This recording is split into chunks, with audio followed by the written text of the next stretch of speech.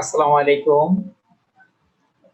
Online ক্লাসে সবাইকে স্বাগতম জানাই। আমি মোহাম্মদ শফিকুল ইসলাম, প্রভাষক, Haji Wajed Ali teacher training college, Sultanpur, Satkhira. কেমন আছেন আপনারা সবাই? আশা করি সকলেই কোভিড-19 কালীন সময়ে সকলেই সুরক্ষিত অবস্থায় ভালো আছেন। ভালো থাকাটাই এখন আমাদের সবার জন্য একান্ত কাম্য। সবাই মাস্ক পরবেন, সুরক্ষিত থাকবেন, এই প্রত্যাশা রেখে আজকের আমি আপনাদের অনলাইন ক্লাস শুরু করতে যাচ্ছি। তো আমার আজকের বিষয় হচ্ছে মাধ্যমিক শিক্ষা, কম্প্রিহেনসিভ এর একটা অংশ। আপনারা জানেন যে কম্প্রিহেনসিভ বিষয়টিতে 50 মার্কের পরীক্ষা নেওয়া হয়। তার ক বিভাগ এবং খ বিভাগে এই দুটো অংশ থাকে। ক বিভাগে 20টা প্রশ্নের উত্তর দিতে হয়, যার প্রত্যেকটা প্রশ্নের মানে 1, এবং খ বিভাগে থাকে 10টি প্রশ্ন, যার প্রশ্নের মান প্রত্যেকটা 3 করে এবং সর্বমোট 30।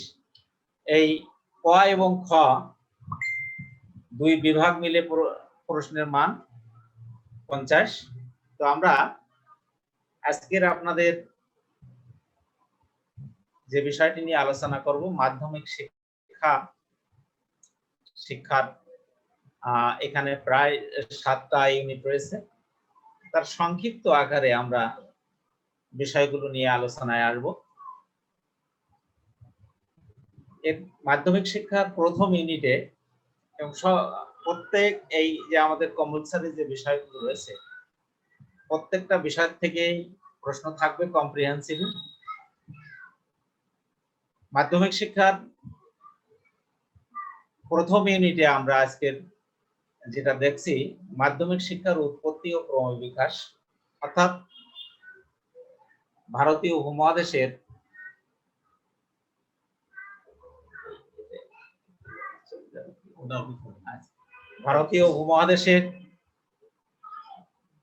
শিক্ষা ব্যবস্থার ইতিহাস এখানে রয়েছে। প্রাথমিক শিক্ষা কিভাবে আসলো, মাধ্যমিক শিক্ষা কি, এবং পরবর্তী উচ্চ শিক্ষাও কি, বিষয় নিয়ে আমরা এখানে আলোচনা করব। তো আমাদের ইউনিট মাধ্যমিক শিক্ষার উৎপত্তি ও ক্রমবিকাশের 1 নম্বর ইউনিটে রয়েছে যে মাধ্যমিক শিক্ষা কি। আমরা যারা মাধ্যমিক শিক্ষার সঙ্গে সংশ্লিষ্ট রয়েছে, অর্থাৎ দীর্ঘদিন ধরে যারা মাধ্যমিক শিক্ষায় কাজ করছেন, নিশ্চয়ই জানেন যে এটা একটি প্রাথমিক ধারণা আমাদের রয়েছে যে প্রাথমিক শিক্ষার পরবর্তী এবং উচ্চশিক্ষার পূর্ববর্তী যে শিক্ষা ব্যবস্থা আমাদের দেশে চালু রয়েছে, এটাকে আমরা মাধ্যমিক শিক্ষা বলে জানি। নতুন শিক্ষা কাঠামোয় অবশ্য, অর্থাৎ 2010 সালের যে নতুন শিক্ষানীতি চালু হয়েছে, সেখানে আমরা লক্ষ্য করেছি যে দেশের শিক্ষা ব্যবস্থাকে 3টে স্তরে ভাগ করা হয়েছে: প্রাথমিক, মাধ্যমিক এবং উচ্চ শিক্ষা, এই 3টা। প্রাথমিক এখানে ধরা হয়েছে যে প্রথম শ্রেণী থেকে অষ্টম শ্রেণী পর্যন্ত, নবম থেকে দ্বাদশ পর্যন্ত মাধ্যমিক, এবং দ্বাদশের পরবর্তী সেক্টর হচ্ছে উচ্চ শিক্ষা। মাধ্যমিক শিক্ষা বলতে আমরা বুঝি যে এই প্রাথমিক শিক্ষা এবং উচ্চ শিক্ষার মধ্যবর্তী যে অবস্থা আমরা আমাদের দেশে চালু রয়েছে, এটাকে আমরা মাধ্যমিক শিক্ষা বলি। এরপরে আমরা দেখি যে শিক্ষা কি, এ নিয়ে আলোচনায় আমরা আসবো। আমরা অত্যন্ত সংক্ষিপ্ত আকারে, আমরা যতটুকু পারি, আমরা এলাবোরেট আলোচনায় হয়তো আসতে পারবো না। এই জন্য আমি প্রশ্ন আকারে, ছোট ছোট প্রশ্ন আকারে আপনাদের, যেহেতু কম্প্রিহেনসিভ বিষয়টি ছোট ছোট প্রশ্নের উত্তর দিতে হবে। আমি ওই প্রশ্নের আলোকে কিন্তু আপনাদের সঙ্গে আলোচনায় আসছি। এরপরে দেখছি যে শিক্ষা কি। শিক্ষা হচ্ছে একটি জীবনব্যাপী প্রক্রিয়া। শিক্ষা আমাদের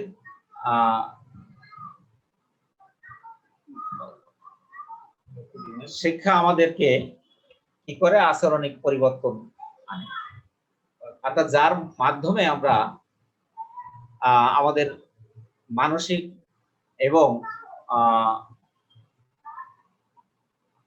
যাবতীয় অভিজ্ঞতার আলোকে আমাদের আচরণিক পরিবর্তন আসে, এটাকে আমরা শিক্ষা বলি। এক কথায় বলা যায় যে education is the sense of behaviour, অর্থাৎ শিক্ষার মাধ্যমে আমাদের আচরণিক পরিবর্তন আসে।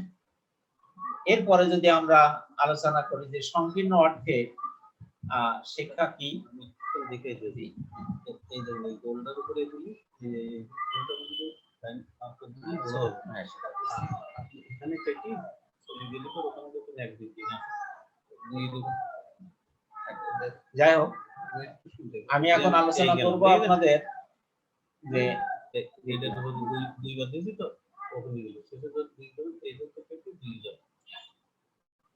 এরপরে আসবো আমরা শিক্ষার সংকীর্ণ অর্থে আমরা কি বুঝি। সংকীর্ণ অর্থে শিক্ষা বলতে আমরা বুঝি যে কোনো কিছু বলতে বা করার জন্য যে কৌশল অবলম্বন, অর্থাৎ আমাদের মাঝে যখন কোনো শিক্ষা হয় বা আমরা কোনো কিছু অর্জন করি তখন আমাদের কৌশলের কিছু পরিবর্তন আসে, এটাকে আমরা শিক্ষা বলে থাকি। বিশেষ অর্থে শিক্ষার 4টি বৈশিষ্ট্য আমরা এখানে লক্ষ্য করি। বিশেষ অর্থে শিক্ষার বৈশিষ্ট্য যদি আমরা আপনাদের সঙ্গে আলোচনায় যাই, তো শিক্ষা অর্জন, জ্ঞান, শিক্ষা প্রতিষ্ঠানে মূলত অর্জিত জ্ঞানই আমাদের শিক্ষা বলে থাকি আমরা। দ্বিতীয়ত, শিক্ষার ভিতরে শিক্ষক শিক্ষিকা শিক্ষার্থীর মধ্যে একটা দাতা গ্রহীতার সম্পর্ক, অর্থাৎ শিক্ষক দান করেন আর শিক্ষার্থী সেটা গ্রহণ করেন। এই পদ্ধতিতে কিন্তু আমাদের প্রাতিষ্ঠানিক শিক্ষা আমরা লাভ করে থাকি। তৃতীয়ত যদি আমরা যাই, শিক্ষা একটি কাঠামো ভিত্তিক প্রক্রিয়া, একটা প্রক্রিয়ার মাধ্যমে একটা কাঠামোর মধ্যে এনে কিন্তু আমরা শিক্ষার্থীদের শিক্ষাদান করে থাকি। আর সব সময় আমরা আমাদের চিন্তা করতে হবে যে শিক্ষাটা একটা সুনির্দিষ্ট প্রক্রিয়ার মাধ্যমে, সুনির্দিষ্ট একটা উদ্দেশ্য থাকবে। শিক্ষা প্রদানের সময় বা শিক্ষা নীতি যখন প্রণয়ন হয় তখন একটা সুনির্দিষ্ট কাঠামোর মধ্যে এনে সেটাকে বাস্তবায়নের চেষ্টা করা হয়। এরপরে আমরা ব্যাপক অর্থে শিক্ষার সংজ্ঞা যদি আমরা যাই, তো ব্যাপক অর্থে শিক্ষা বলতে আমরা বুঝি ব্যক্তির মন, চরিত্র অথবা শারীরিক সামর্থ্য প্রসঙ্গে কোনো না কোনো মানসিক পরিবর্তনকে আমরা ব্যাপক অর্থে শিক্ষাকে বুঝে থাকি। অর্থাৎ শিক্ষা যখন আসে, অর্থাৎ শিক্ষা যখন আমরা গ্রহণ করি, আমাদের মধ্যে মানসিক একটা পরিবর্তন আসে, একটা শারীরিক যে পরিবর্তনটা, অর্থাৎ আমরা বলবো যে চরিত্রগত যে পরিবর্তন, সেটা আমরা শিক্ষার মাধ্যমে গ্রহণ করে থাকি। তো ব্যাপক অর্থে শিক্ষা গ্রহণ করলে কতগুলো বৈশিষ্ট্য আমরা এখানে অর্জন করতে পারি। সেগুলো হচ্ছে শিক্ষা একটা জীবনব্যাপী প্রক্রিয়া। শিক্ষা কি করে? অভিজ্ঞতার পুনর্গঠন ও পুনঃসৃজন করে। শিক্ষার চূড়ান্ত লক্ষ্য হচ্ছে জীবনের বিকাশ সাধন, আর শিক্ষা হচ্ছে বাস্তব সমস্যার সমাধান। আমরা শিক্ষার ব্যাপক অর্থে এবং সংকীর্ণ অর্থে শিক্ষার সংজ্ঞা সম্পর্কে আমরা জানলাম। এখন আমরা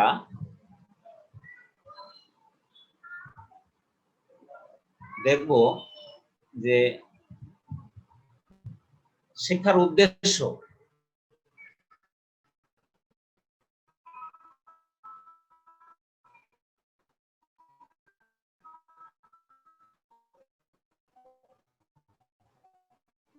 মানব জীবনের শিক্ষার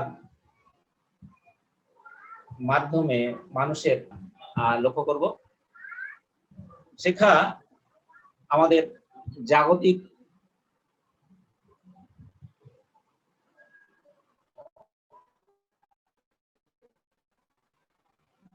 দুঃখিত যে মাঝে মাঝে আমি এটা স্লাইড গুলো হারিয়ে ফেলছি।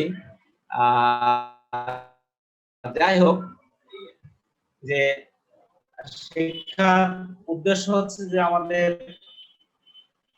নৈতিক চরিত্রের পরিবর্তন, শিক্ষা আমাদের আচরণিক পরিবর্তন আনে, শিক্ষা আমাদের দেশপ্রেম সৃষ্টি করে, শিক্ষা আমাদের শিক্ষা সম্পর্কে যদি আমরা যাই শিক্ষার উপাদানগুলো নিয়ে যদি আমরা আলোচনা করি, তাহলে আমরা শিক্ষার গুরুত্ব সম্পর্কে আরো বা উপাদান সমূহ একটু বিমূর্ত ধারণা, আমরা এটি একটি উন্নত প্রক্রিয়াও। এই প্রক্রিয়ার মধ্যে অন্তর্ভুক্ত আছে শিক্ষার্থী, শিক্ষক, শিক্ষার বিষয়বস্তু, শিক্ষাক্রম এবং পরিবেশ। শিক্ষার একটি এই উপাদানগুলো আমাদের যখন শিক্ষার্থীদের মাঝে আমরা শিক্ষা দান করি, মূলত এই উপাদানগুলোই নিয়েই কিন্তু আমাদের চর্চা করতে হয়। শিক্ষা শিক্ষার ধারা আমরা এখন ধারা কয়টি নিয়ে আলোচনা করব, যে আমাদের দেশীয় শিক্ষার ধারাগুলো চলে আসছে, সেগুলো নিয়ে আমরা একটু আলোচনায় আসি। শিক্ষার ইতিহাস সম্পর্কে যদি আমরা আলোচনায় যাই, এদেশে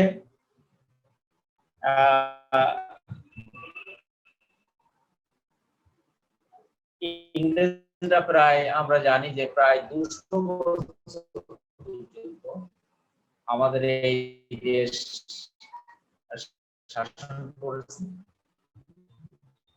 তার মধ্যে 1935 সালের আগ পর্যন্ত এদেশে কোনো শিক্ষা নীতি ছিল না, যে কারণে দেশীয় শিক্ষা ব্যবস্থায় আমাদের পরিবর্তন আসতে একটু সময় লেগেছে। তো আমরা শিক্ষার ধারা কয়টি নিয়ে যদি আলোচনা করি, শিক্ষা ব্যবস্থার 3টি শিক্ষার ধারা প্রচলিত রয়েছে। তার ভিতরে এক অনানুষ্ঠানিক শিক্ষা, উপ আনুষ্ঠানিক শিক্ষা আর আনুষ্ঠানিক শিক্ষা। তো অনানুষ্ঠানিক শিক্ষা যদি আমরা অত্যন্ত সংক্ষিপ্ত ভাবে যদি আমি বলি, তাহলে অর্থাৎ যে শিক্ষাটি আমরা কোনো প্রতিষ্ঠান কিংবা কোনো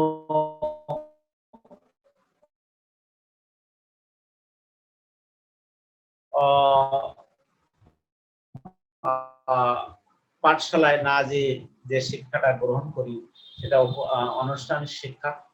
আর উপ আনুষ্ঠানিক শিক্ষা যে বয়স্কদেরকে নিয়ে যে ক্রিয়া চালু করা হয়েছিল, বা এখনো কোন কোন এলাকায় আছে, যে মানুষদেরকে অন্তত হাতে কলমে সাক্ষরতা দান করার জন্য যে শিক্ষা পদ্ধতি চালু ছিল, সেটা হলো উপানুষ্ঠানিক শিক্ষার মধ্যে অন্তর্ভুক্ত ছিল।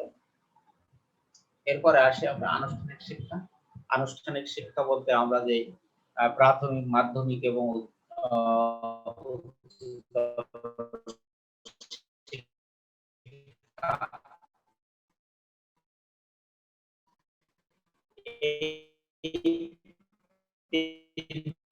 স্তরে যে শিক্ষাটা নিয়ে আমরা আলোচনা হয়, এটা সম্পূর্ণরূপে দেশীয় শিক্ষা আমাদের কিছু শিক্ষানীতি বা শিক্ষার ব্যবস্থার সূচনা বা কিভাবে হলো সেগুলো আমাদের একটু জানা দরকার।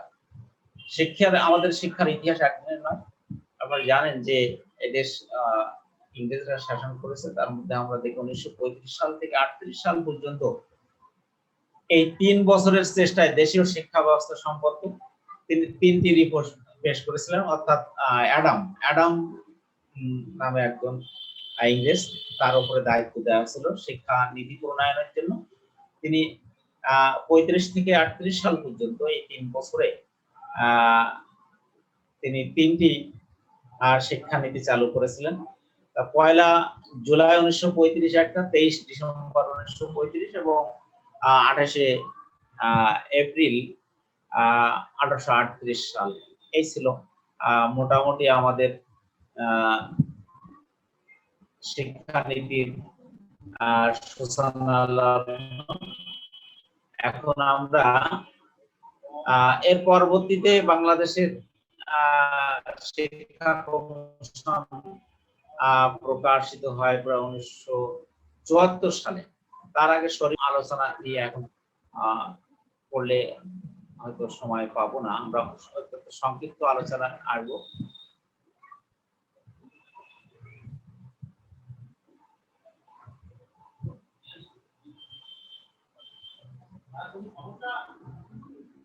সমস্যা হচ্ছে আপাতত সমস্যা নাই। তো এর পরে আমরা আমাদের যে শিক্ষা কমিশন হয়েছে বিভিন্ন সময়, অর্থাৎ বাংলাদেশের শিক্ষা ব্যবস্থাকে পুনর্গঠিত করার জন্য, তো 1974 সালে যে শিক্ষা কমিশন গঠিত হয়েছিল, এই শিক্ষা কমিশনের নাম হচ্ছে ক্ষুদ্র শিক্ষা কমিশন। যে শিক্ষা কমিশনের এখনো পর্যন্ত বাংলাদেশ শিক্ষা কমিশনের নামকরণ সেভাবে রয়েছে। ক্ষুদ্র শিক্ষা কমিশনের সুপারিশ অনুযায়ী মাধ্যমিক শিক্ষাকে এখানে আবার 4টি ভাগ দেখানো হয়েছে। যে ক্ষুদ্র শিক্ষা কমিশনের যে বৈশিষ্ট্য আমরা লক্ষ্য করি, তো সেখানে শিক্ষা কাঠামো, মাধ্যমিক শিক্ষা হচ্ছে কাঠামো দ্বিতীয় স্তর, অর্থাৎ ক্ষুদ্র শিক্ষার কমিশন অনুযায়ী মাধ্যমিক শিক্ষার যে বৈশিষ্ট্য, সেই বৈশিষ্ট্যগুলো আমি এখন নিয়ে আলোচনায় আসবো আপনাদের। অত্যন্ত সংক্ষিপ্ত সময়ে বলি, শিক্ষা কাঠামোর দ্বিতীয় স্তর ধরা হয়েছে মাধ্যমিক শিক্ষা। প্রাথমিক শিক্ষার পরবর্তী উচ্চ শিক্ষার পূর্ববর্তী স্তর হচ্ছে মাধ্যমিক শিক্ষা। আর শিক্ষার্থীদের বয়স অনুযায়ী মাধ্যমিক শিক্ষার কৈশোরোত্তর যে শিক্ষাটা, এটাকে মাধ্যমিক শিক্ষার অন্তর্ভুক্ত করা হয়েছে। তো মাধ্যমিক শিক্ষাকে প্রাথমিক উচ্চ শিক্ষা স্তরের যোগসূত্র বলা হয়।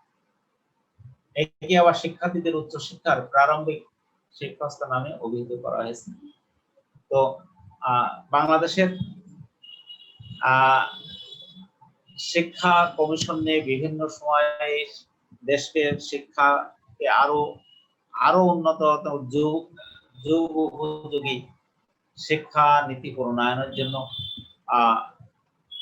বিভিন্ন সময় অর্থাৎ শিক্ষা ব্যবস্থাকে ঢেলে সাজানোর জন্য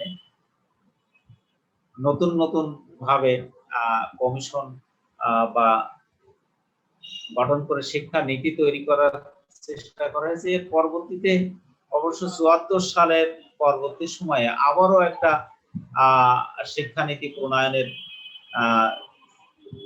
হয়েছিল 1997 সালে, যার প্রধান উপদেষ্টা ছিলেন উপাচার্য প্রফেসর এম শামসুল হক, জাতীয় শিক্ষানীতি প্রণয়ন কমিটি।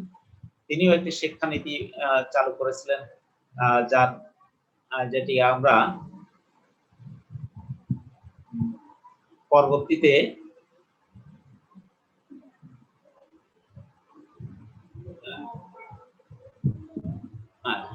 জাতীয় শিক্ষানীতি 97 এর মাধ্যমিক শিক্ষা সম্পর্কিত যে সুপারিশ সমূহ তারা পেশ করেছিলেন, যে মাধ্যমিক শিক্ষা কেমন হওয়া উচিত, সে শিক্ষানীতি তো আমরা একটু আলোচনায় আসি। যে মাধ্যমিক শিক্ষা স্তর হবে 4 বছরের নবম থেকে দ্বাদশ শ্রেণী, মূল কথা হচ্ছে এটাই।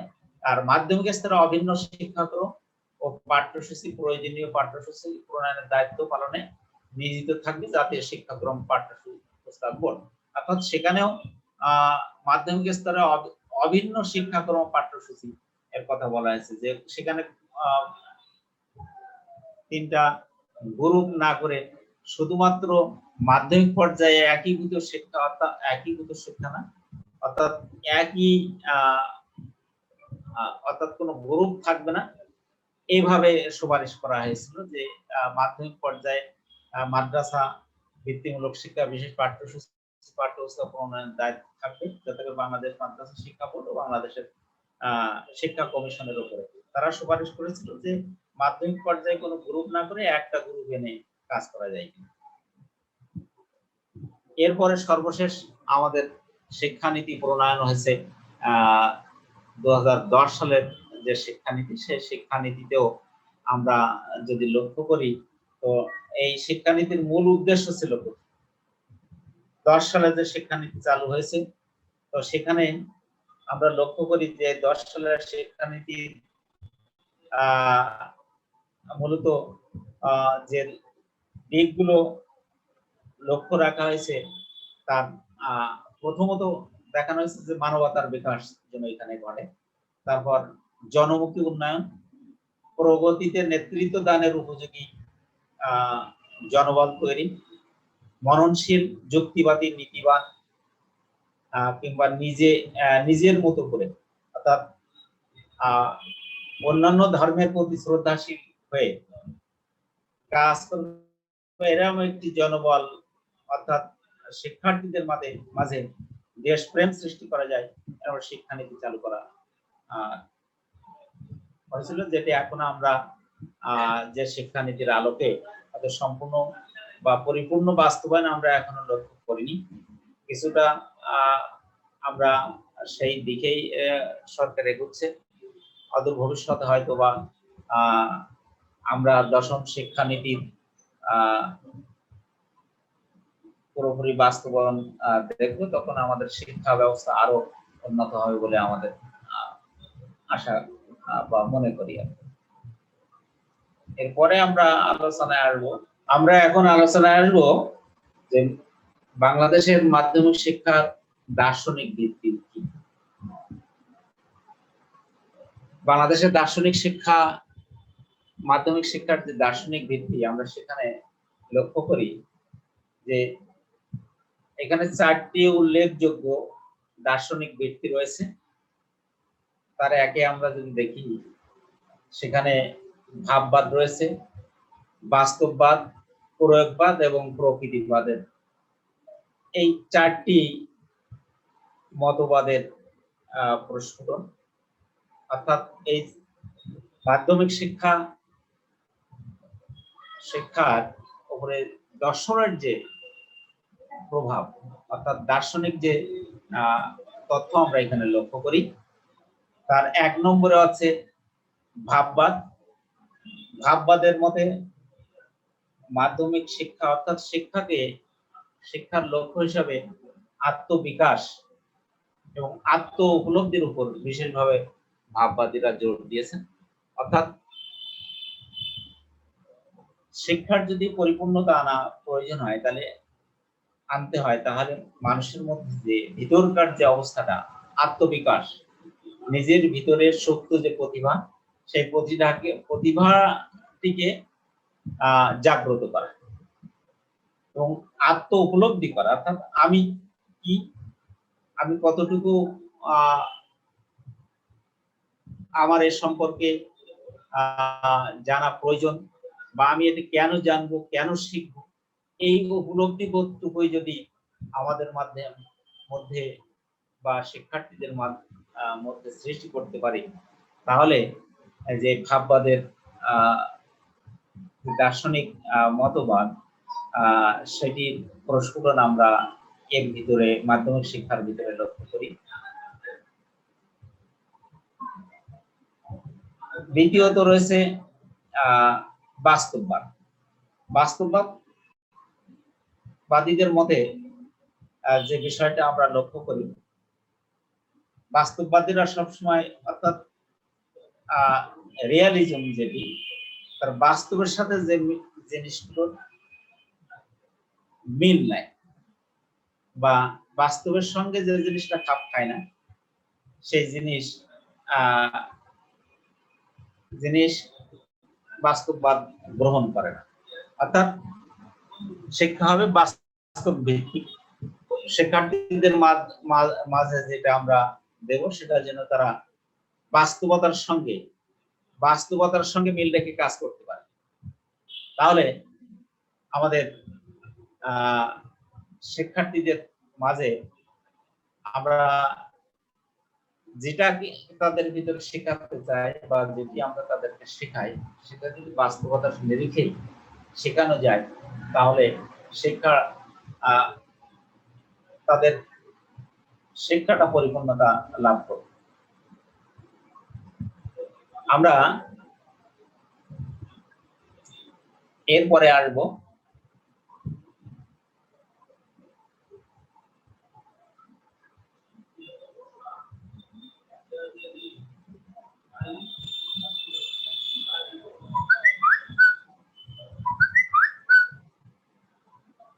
প্রয়োগবাদীদের মত। প্রয়োগবাদীদের মত হচ্ছে যে কোন সত্য জিনিস তারা প্রয়োগবাদীদের মতে কোনো কিছুর সত্য প্রমাণ করতে হলে তা বাস্তব প্রয়োগ করতে। অর্থাৎ আমার মাথার উপরে যে ফ্যানটা মনে করেন ঘুরছে, এই ফ্যান যে ঘোরে বা ঘুরবে এটা যতক্ষণ না পর্যন্ত ঘুরিয়ে দেখানো হচ্ছে ততক্ষণ পর্যন্ত এটা গ্রহণযোগ্য তাদের কাছে না। অর্থাৎ বিজ্ঞানসম্মত মতবাদ, বিজ্ঞানের সংজ্ঞায় যদি আমরা আসি তো আমরা জানি যে বিজ্ঞান যেটি সত্য সেটিকে সবসময় যা সত্য সেটাই হলো বিজ্ঞান গ্রহণ করে। বিজ্ঞানে কোনো মিথ্যার প্রশ্রয় নেই। প্রয়োগবাদীদের মতো একইভাবে আমরা লক্ষ্য করি যে প্রয়োগবাদ অর্থাৎ জ্ঞানটাকে বাস্তব ক্ষেত্রে প্রয়োগের মাধ্যমে যদি কোনো পরিবর্তন আসে তাহলে সেটাকে আমরা প্রয়োগবাদ হিসেবে গ্রহণ করি। আর একটা বিষয় রয়েছে যে প্রকৃতিবাদ। প্রকৃতিবাদী দার্শনিকদের মধ্যে অর্থাৎ আমরা প্রকৃতি থেকে যেটা শিখি, প্রকৃতি আমাদের যে প্রকৃতি একটি সুনির্দিষ্ট নীতিমালার মধ্যে চলে। প্রকৃতির প্রত্যেকটা জিনিস যদি আমরা আমাদের মন মনন বুদ্ধি আর আত্ম উপলব্ধির মাধ্যমে লক্ষ্য করি তাহলে আমরা প্রকৃতির থেকে কিছু শিক্ষা গ্রহণ করতে থাকি। অর্থাৎ যে সুনির্দিষ্ট নিয়মের মাধ্যমে প্রকৃতি চলছে সেই প্রকৃতির মাধ্যমে যে শিক্ষাটা আমরা গ্রহণ করি সেটা প্রকৃতিবাদের অন্তর্ভুক্ত। এরপরে আমরা আসবো ইউনিট 3 মাধ্যমিক স্তরের শিক্ষার্থীর জীবন বিকাশ প্রক্রিয়া সম্পর্কে। মাধ্যমিক স্তরের শিক্ষার্থীর জীবন বিকাশ প্রক্রিয়া, এই প্রক্রিয়ায় আমরা এখানে লক্ষ্য করি যে আমাদের পঞ্চম শ্রেণীর পরবর্তী সময় অর্থাৎ ষষ্ঠ থেকে যেটা 11 বয়স থেকে শুরু হয়ে মাধ্যমিক শিক্ষা আমাদের বর্তমান যে পদ্ধতি চালু রয়েছে অর্থাৎ দশম শিক্ষানীতি চালু হওয়ার আগ পর্যন্ত এখনো যেটা আমরা যে অবস্থাটা দেখছি পুরোপুরি ভাবে যখন দশম শিক্ষানীতি চালু হয়নি তো আমরা সেখানে দেখি ষষ্ঠ থেকে দশম শ্রেণী পর্যন্ত এই স্তরের শিক্ষার্থীদের জীবন বিকাশ কিভাবে হয় সেটা এখন আমরা আলোচনায় করব। তো এই আলোচনার প্রথমে আছে বর্ধন বা বৃদ্ধি। বর্ধন বা বৃদ্ধি বলতে আমরা বুঝি যে মানুষের স্বাভাবিক একটা পরিবর্তন। অর্থাৎ মানুষ যখন জন্ম লাভ করার পরে তাদের একটা স্বাভাবিক বা পরিমাণগত কিছু পরিবর্তন আসে। অর্থাৎ সেখানে আকার বা আয়তন, ওজন এইগুলোর পরিবর্তন আমরা লক্ষ্য করি। এই পরিবর্তনকেই সাধারণত আমরা বর্ধন বা বৃদ্ধি বলেই জানি। অর্থাৎ একটা শিশু জন্মগ্রহণ করার পরে তার হাত পা শরীর ধীরে ধীরে বড় হয়, তারপর সে আস্তে আস্তে মোটা হচ্ছে কিনা ইত্যাদি, এই যে পরিমাণগত পরিবর্তন, এটাকে আমরা বর্ধন বা বিকাশ বলে, এই বৃদ্ধি বলেই জানি।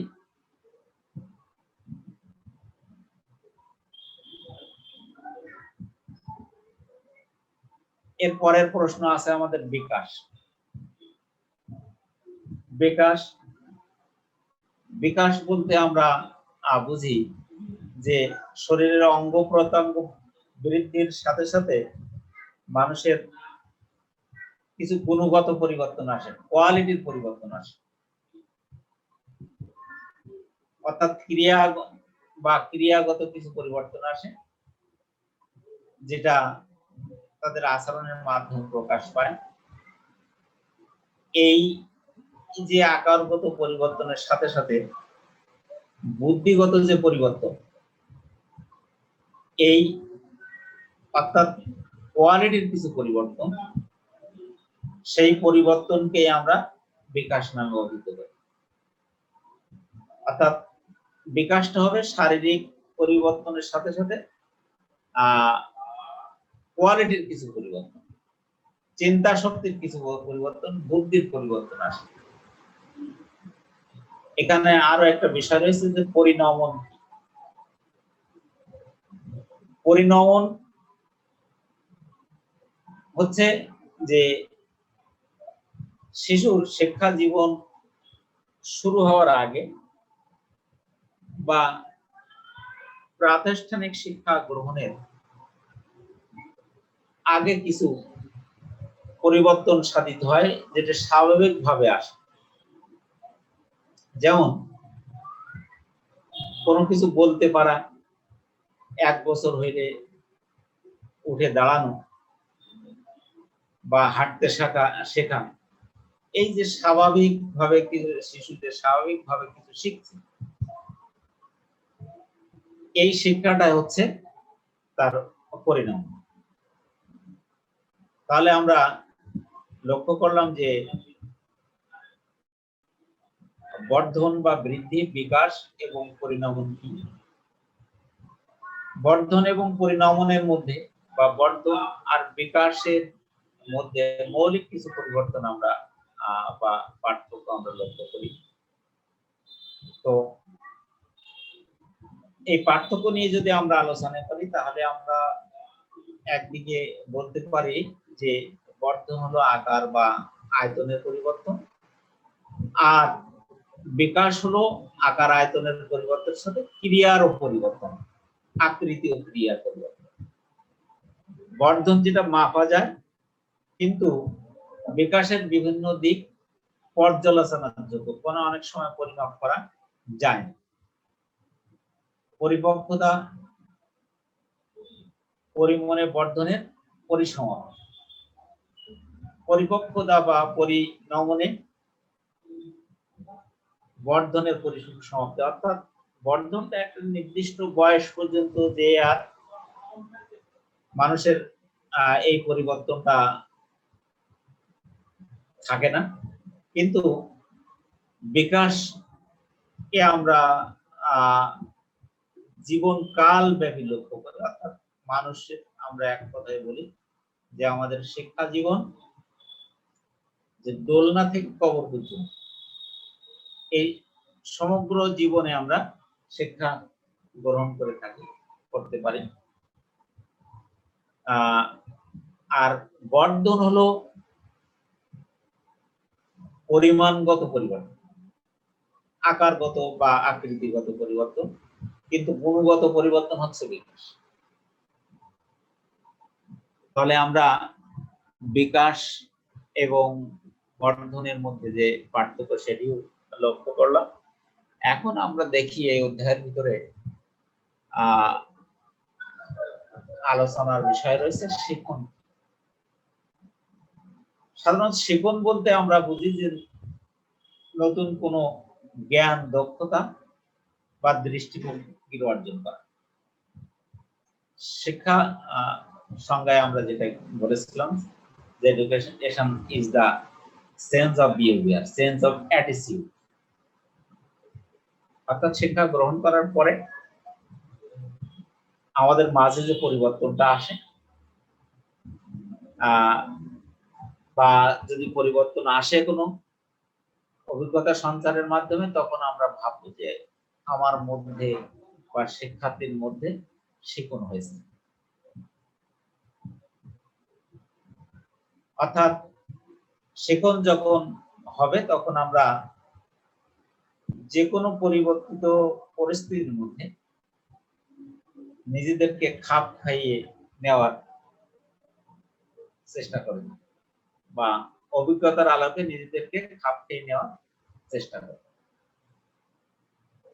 এখানে আমরা আরো একটা বিষয় জিনিস বা লক্ষ্য করব, সেটা আছে বয়ঃসন্ধিকাল কি। বয়ঃসন্ধিকালে বা বয়ঃসন্ধিকালের সময়সীমা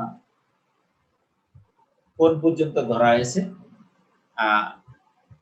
আমরা যেটিকে অ্যাডোলেসেন্স বলে জানি, যার অর্থ হলো পরিপক্কতা অর্জন। বয়ঃসন্ধিকাল সাধারণত শৈশব ও বাল্যকাল পেরিয়ে সংক্ষিপ্ত বয়সসীমার মধ্য দিয়ে যৌবনের দ্বারপ্রান্তে পৌঁছানোর যে মুহূর্ত পর্যন্ত, এই সময়টাই হচ্ছে যে দ্রুত পরিবর্তন আসে। এই সময়টাকে আমরা বয়ঃসন্ধিকাল বলে জানি। অর্থাৎ যৌবনের দ্বার প্রান্ত পৌঁছানোর যে দ্রুততম একটা অবস্থা। আর সাধারণত এটা হিসাব করা হয়েছে যে 9 থেকে, কেউ বলছেন যে 9 থেকে এটা 19 এর মধ্যে হবে, কেউ বলছেন না 12 থেকে 19 এর মধ্যে হবে। তো আবহাওয়া বা প্রকৃতিগত কারণে পরিবর্তন হতে পারে আমাদের। তো আমরা সাধারণত জানি আমাদের দেশীয় প্রেক্ষাপটে 12 থেকে 19 এর মধ্যে আমাদের বয়ঃসন্ধিকালের সময়সীমা নির্ধারণ করা বা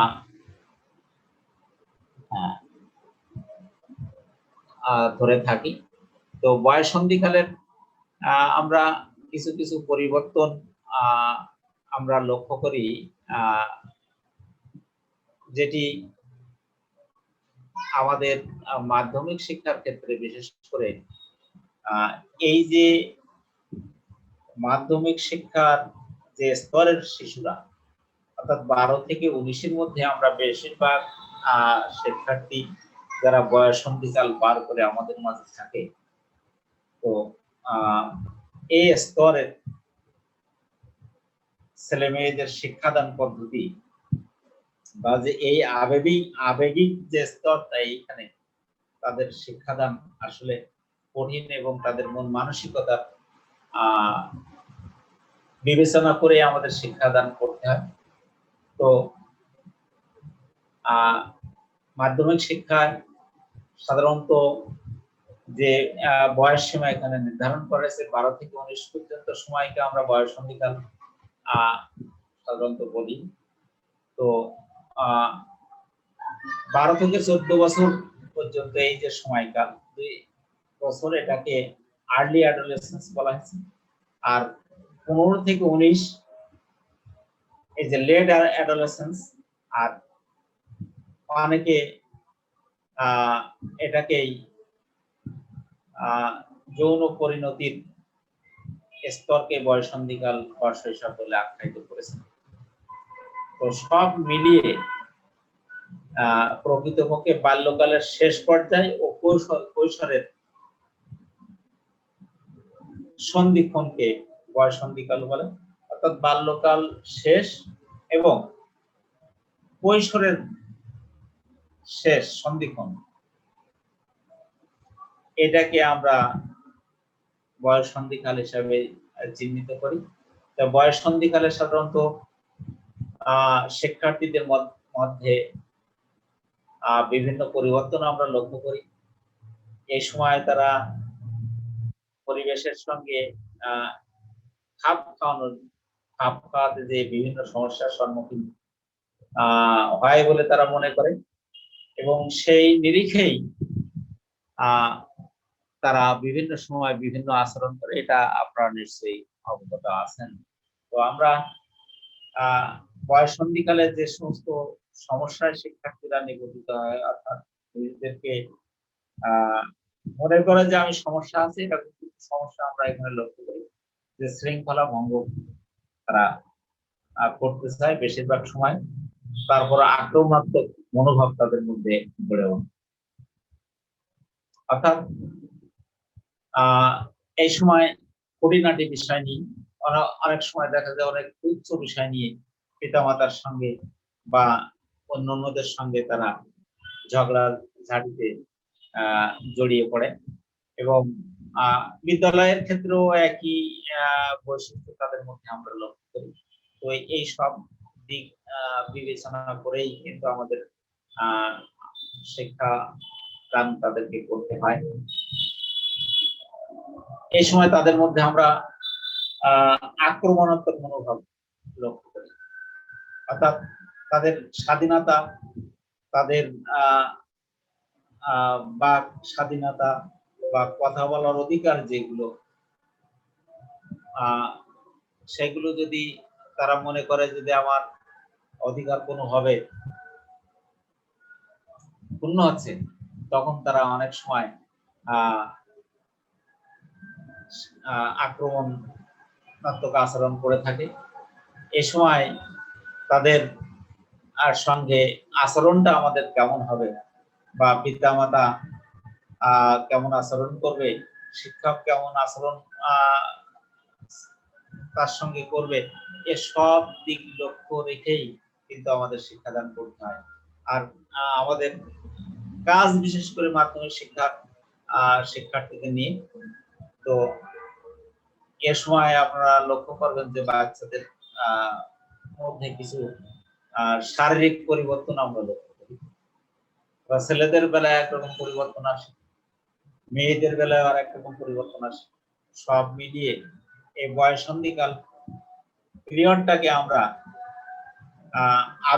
আবেগিক পিরিয়ড নামে আখ্যায়িত করি, যে কারণে আমাদের এই পর্যায়ের শিক্ষার্থীদের শিক্ষাদান একটু জটিল এবং কঠিন হয়ে ওঠে। বয়ঃসন্ধিকালে ছেলে মেয়েদের যে কোনো দুটি চাহিদার দিক নিয়ে যদি আমরা আলোচনা করি, তারা কোন ধরনের জিনিস বেশি বেশি পেতে চায় বা কোন জিনিসটা তারা অভাব বোধ করে, সেখানে আমরা দেখি যে প্রথমত আর কি তারা যেটা পেতে চায় যে স্বাধীনতার চাই। অনেক সময় যে কাজগুলো বয়ঃসন্ধিকালের আগে বাবা মার সঙ্গে যে আচরণগুলো তাদের লক্ষ্য করা যায়নি, হঠাৎ করে দেখা যায় তারা একটা অস্বাভাবিক আচরণ করতেছে। অর্থাৎ সে মনে করছে যে বাবা মা আমার স্বাধীনতার উপর হস্তক্ষেপ করছে। অর্থাৎ শারীরিক এবং মানসিক বৃদ্ধির সাথে সাথে তাদের স্বাধীনতার পাওয়ার যে আকাঙ্ক্ষা, সেটা তার ভিতরে জাগ্রত হয়, সে স্বাধীন হতে চায়। তো এই স্বাধীনতার আপনাকে দিতে হবে স্বাধীনতা। একেবারে তাকে বাকরুদ্ধ করে বা স্বাধীনতা হরণ করে আপনি যদি তার শিক্ষা দান করেন, তাহলে তার মধ্যে একটা প্রতিবন্ধকতার সৃষ্টি হবে, যে তাহলে আপনার এই শিক্ষাটাকে সে গ্রহণ করবে না। সুতরাং আপনাকে তার মন এবং মানসিকতা বিবেচনা করেই কিন্তু শিক্ষাদান করতে হবে। এ বয়সে আর যেটি আমরা লক্ষ্য করি যে স্নেহ ভালোবাসার চাই, বেশি বেশি করে আপনাদের ভালোবাসা পেতে চায়, অর্থাৎ তারা মানুষের কাছে যেতে চায়। এই সময় যদি তাদেরকে আমরা তাদের সঙ্গে দুর্ব্যবহার করি, আমাদের দেশীয় প্রেক্ষাপটে যদি লক্ষ্য করি যে বাপ মার সঙ্গে ছেলে মেয়েদের যে দূরত্ব, এই দূরত্বটা যদি সৃষ্টি করি, তাহলে শিক্ষার্থীরা বা শিক্ষক হিসাবে আপনি যদি তাদের সঙ্গে সেইভাবে আচরণ করতে না পারেন, তাহলে বা আপনার ভালোবাসা বা আপনার স্নেহ দিয়ে যদি তাকে বসে না আনতে পারেন, তাহলে আপনি যে জিনিসটা তার শেখাবেন বা শিক্ষা দান করবেন, সেটা কিন্তু সে স্বাভাবিকভাবে গ্রহণ করবে না। এই জন্যে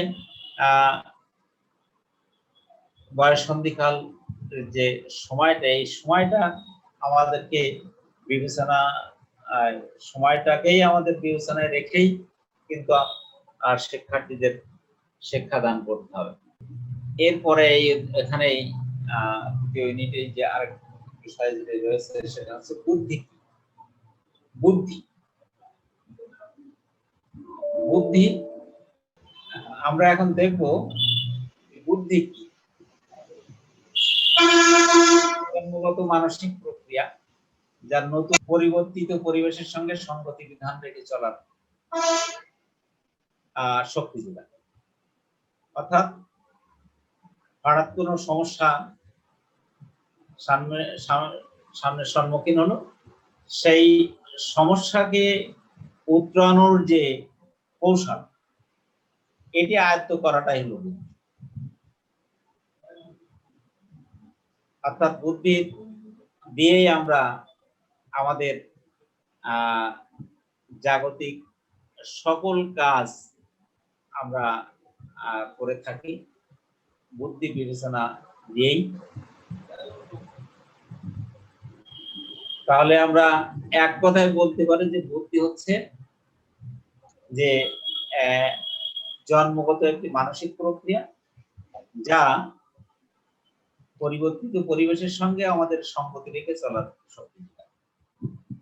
এই বুদ্ধি নির্ণয়ের আবার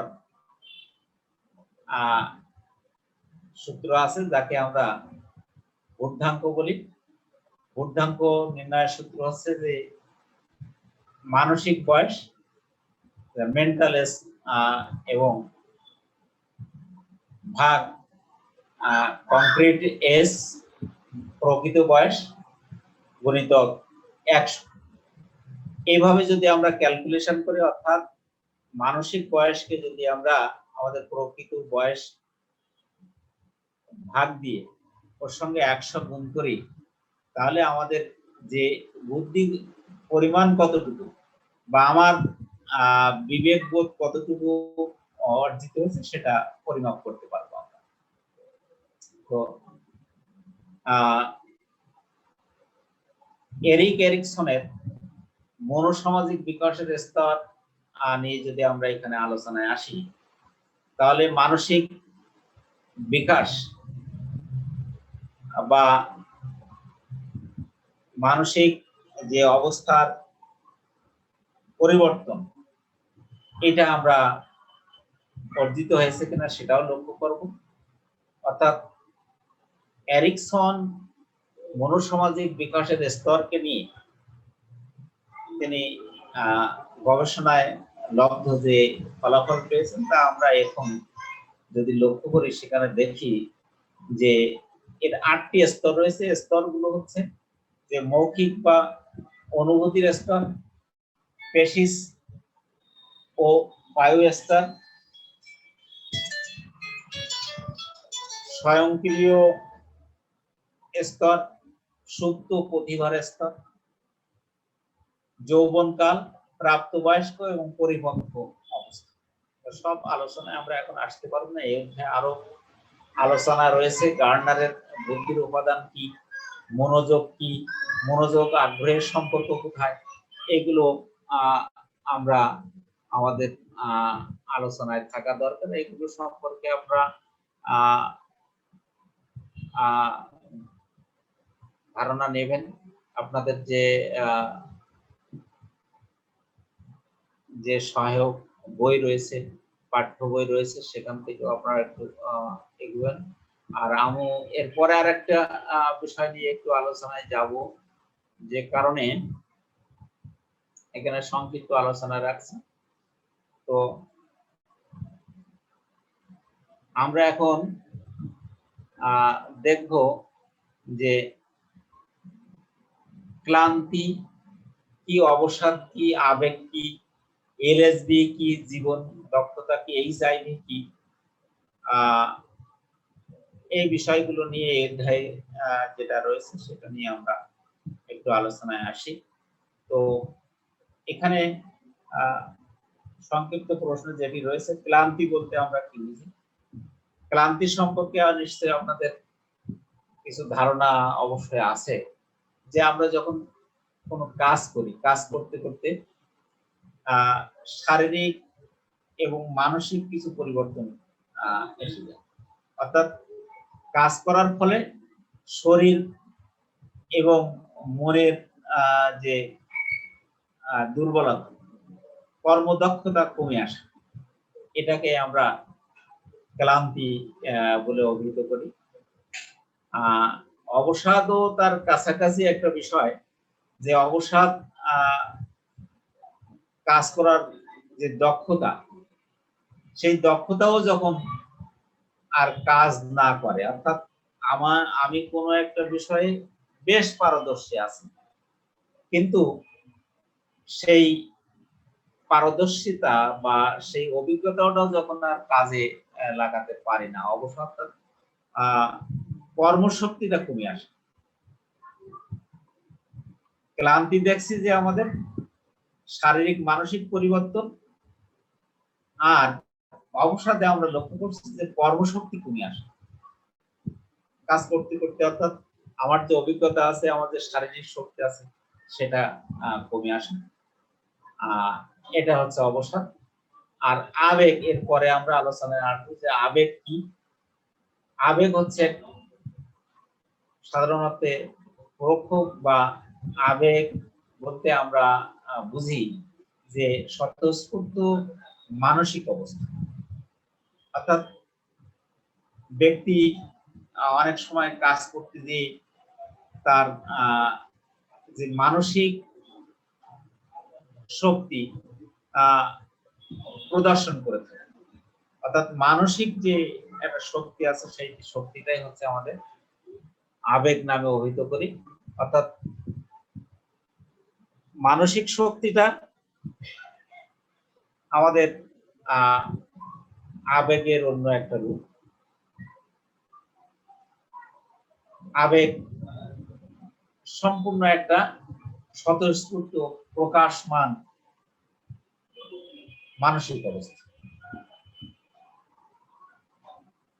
এরপরে আমরা দেখি এই অধ্যায়ের ভিতরে এলএসবি আছে। এলএসবি এর পূর্ণ অর্থ কি আপনারা নিশ্চয়ই জানেন যে এলএসবি বলতে আমরা যেটি বুঝি, লাইফ স্কিল বেসড এডুকেশন, অর্থাৎ জীবন দক্ষতা ভিত্তিক যে শিক্ষা, সেই শিক্ষাটাকে আমরা এলএসবিই নামে পরিচিত। শিক্ষা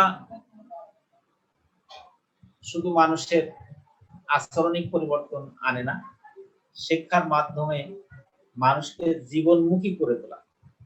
অর্থাৎ আমাদের দশম শিক্ষানীতি, 10 সালের যে শিক্ষানীতি, সেখানে যে শিক্ষার উদ্দেশ্য রয়েছে, তার অন্যতম উদ্দেশ্য যদি আমরা লক্ষ্য করি, তাহলে এলএসবির একটা পূর্ণ রূপ সেখানে আমরা প্রতিফলন দেখি। অর্থাৎ আমরা আজকের যে বাচ্চাদের পাঠদান করাবো, এই একাডেমিক শিক্ষা শেষে, অর্থাৎ শিক্ষা গ্রহণ করার পরে তারা যে যে কাজ করতে চায়, অর্থাৎ তাদের জীবন সংগ্রামে টিকে থাকার জন্য এক এক সেক্টরের জন্য এক এক শিক্ষা গ্রহণ করতে চায়। শিশুদের মাঝে এই ধরনের শিক্ষা ব্যবস্থাটা চালু করাটাই হচ্ছে এলএসবি, অর্থাৎ জীবনমুখী শিক্ষা, যেখান থেকে তাদের আচরণিক পরিবর্তন আসবে, রুটি রুজির সংস্থান হবে, সামনের সমস্যার মোকাবেলা করতে পারবে, বৈশ্বিক পরিস্থিতিতে তাদের নিজেদেরকে খাপ খেয়ে নিতে পারবে, পৃথিবীর যে কোনো স্থানে যাই, অর্থাৎ গ্লোবালাইজেশনের সময় তারা পৃথিবীর যে স্থান যেখানে যাক না কেন, সেখানে নিজেদেরকে খাপ খাইয়ে অন্তত চলতে পারে, এই অভিজ্ঞতা অর্জন করাটাই হচ্ছে জীবন দক্ষতা। এরপরে আমরা এই অধ্যায়ে আরো লক্ষ্য করছি যে এইচআইভি অর্থাৎ হিউম্যান ইমিউনোডেফিসিয়েন্সি সিনড্রোম বা ভাইরাস যেটাকে আমরা বলি, হিউম্যান ইমিউনোডিফিসিয়েন্সি ভাইরাস, এইচআইভি সংক্ষেপে বলে। আমরা জানি যে কয়টি ঘাতক ব্যাধি রয়েছে, মরণঘাতী ব্যাধি রয়েছে, তার কিন্তু অন্যতম একটা রোগ হচ্ছে এইডস। আর এইডস যে ভাইরাস থেকে উৎপত্তি হয় তার নাম এইচআইভি, যার পূর্ণ রূপ আমি আপনাদের সঙ্গে বলেছি, যাকে বলে HIV, human immuno deficiency virus. অর্থাৎ এই ভাইরাসের কারণে আমাদের দেহে যে রোগের সৃষ্টি হয় তার পূর্ণ রূপ হচ্ছে এইডস, অ্যাকোয়ার ইমিউনোডিফিসিয়েন্সি সিনড্রোম যাকে বলা হয়েছে। তো এইচআইভি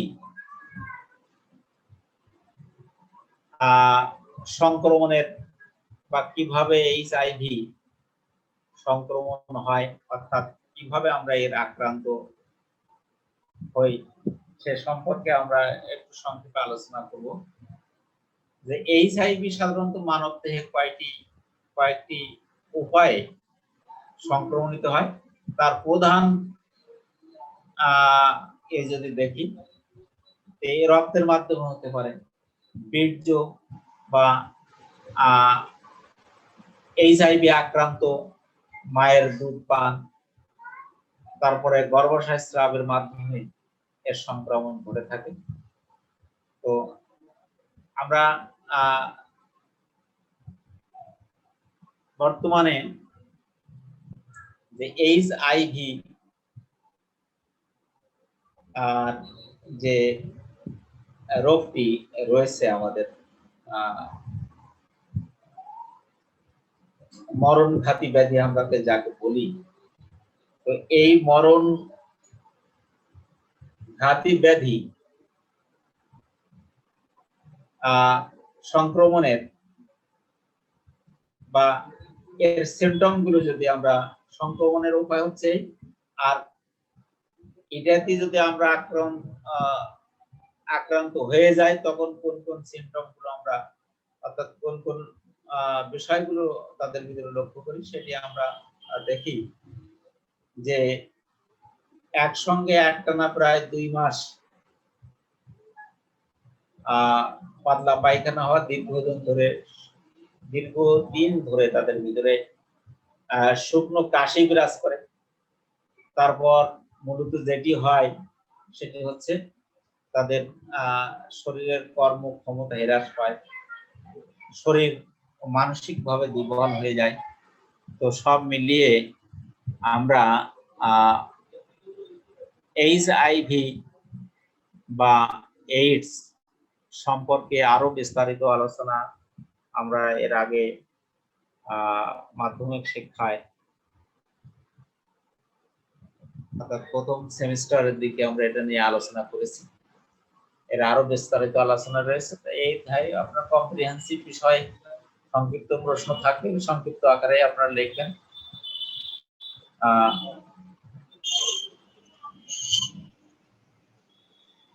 তো সব মিলিয়ে আজকের আমরা আপনাদের কম্প্রিহেন্সিভ বিষয়ের যে বিষয়গুলো নিয়ে